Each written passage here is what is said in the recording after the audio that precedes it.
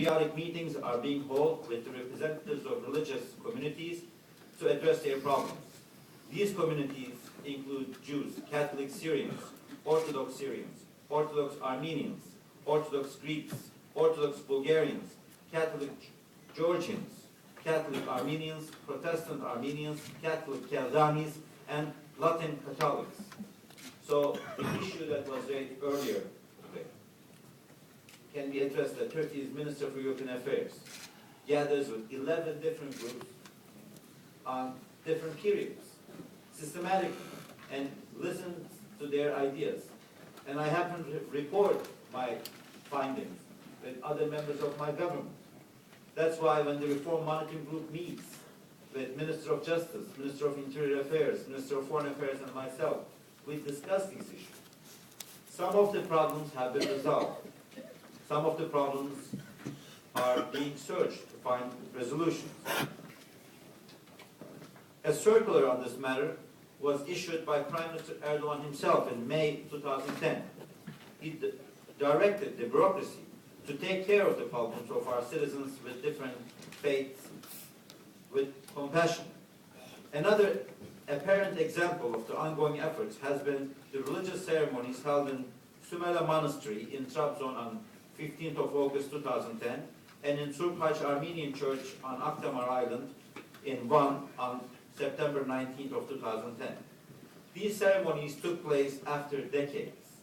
In Sümele, the religious ceremony was officiated by Patriarch Bartholomeus, whom I'm proud to represent because he happens to be my constituent, and who stated that he was very pleased to be a part of this historic event, which symbolizes peace and tranquility to humanity.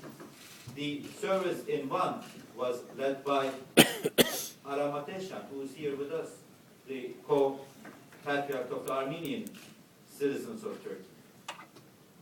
What was more interesting, and as far as I'm concerned, much more important than having those services, was the fact that both people of Trabzon and people of Van welcomed thousands of people coming from all around the world to be a part of those services.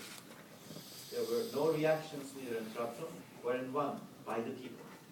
The Grand Mufti of Trabzon held a special iftar dinner in honor of Patriarch Bartholomew.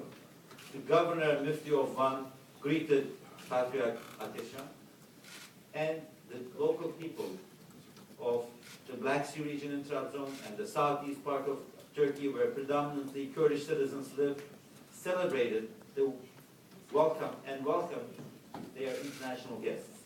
That by itself shows that Turkey is going through a very important transformation, a very important change. Turkish government has the political will to address the demands raised by our citizens of Greek Orthodox minority as well as the Patriarchate. Within this constructive spirit, relevant institutions are now working on finding a legal and a political means of reopening the Halki Seminary. We're working on it. The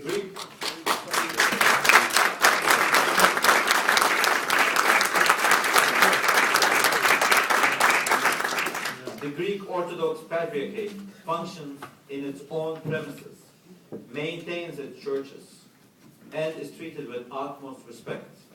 The Patriarchate freely carries out its religious activities. It also conducts religious rituals at religious important venues in various parts of Turkey. There is no interference by the Turkish authorities in the appointment of the clergy within the Patriarchate. Indeed, non-Turkish citizen metropolitans will have a chance to be appointed to the Patriarchate's Holy Synod. Non-Turkish Greek Orthodox metropolitans attached to the Patriarchate have applied to Turkish citizenship. These applications are being processed with priority, and I can very proudly share with you that 12 of them have been approved and have become citizens recently. I would like to stress that the Fener Patriarchate is an institution of Turkey. We are very proud to have this Patriarchate in our country, and it's a richness for Turkey. Turkey is only richer and more powerful with the presence of the Patriarchate in Fener and with all other religious representations that contribute to the richness of my country. It's also worth mentioning that currently there are more than 100 foreign clergymen registered in Turkey to serve in places of worship with relevant working permits. Today there exist 300 places of worship belonging to our citizens of different faiths, including 85 churches, synagogues, and monasteries in Turkey. These places of worship are administered by their own associations or foundations. The Foundations Council, the highest decision-making organ of the General Directorate for Foundations, is restructured to include 15 elected members representing various groups of foundations. One of these members represents the non-Muslim community foundations, and the elected representative, my good friend Lucky Vingas, is among us today. Congratulations on your service to your country. Moreover, the Alawi opening that was launched with new mechanisms to resolve our Alawi citizens' problems was another huge step taken. The textbooks are revised to include knowledge on Alawites for the first time since the founder of the Republic, since Atatürk. The President of the Republic, President Gül, visited a place of worship of our Alawite citizens. For the first time in the history of Turkey, Prime Minister Erdogan held annual dinners during the holy month of Muharrem of the Alawite citizens. For the first time in Turkey's history, Turkish government's radio and television broadcasting system included programs to teach our citizens about the culture of Alawite Muslims. These are important developments. It's no secret that not only minorities, but also the majority Muslims are having problems and need a better environment to enjoy their identities. But we are leaving issues behind us that have been painful for decades. I believe that not only the government, but also groups with different faiths and different groups with different faiths have responsibilities towards each other. I strongly believe that if only Armenians raise the issues of Armenians in Turkey, and only Jews raise the issues of Jews in Turkey, if only Sunnis raise the issues of Sunnis in Turkey, if only Alawites raise the problems of Alawis in Turkey, we will not reach anywhere. That's why we need these bridges. That's why we need these meetings. We need to understand each other's shortcomings. We need to understand each other's problems, and we need to speak out for each other. If the Armenians are speaking out for the Jews, if the Jews are speaking out for the Alawis, if the Alawis are speaking out for the people of Roma origin, if people from the Assyrian church are speaking for the problems of the Sunnis, then we have an understanding. Then we have a bridge, and with those bridges we can solve them.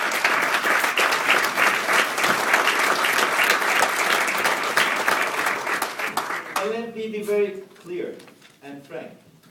I'm not claiming Turkey has solved all the problems. I'm not claiming Turkey is perfect. I'm not claiming Turkey has completed her homework. Turkey still has many issues to deal with. But I can very strongly claim that today's Turkey is much better than yesterday's Turkey. When we compare our problems with the problems of the past, we are living in a better, more democratic, more prosperous, and more transparent country.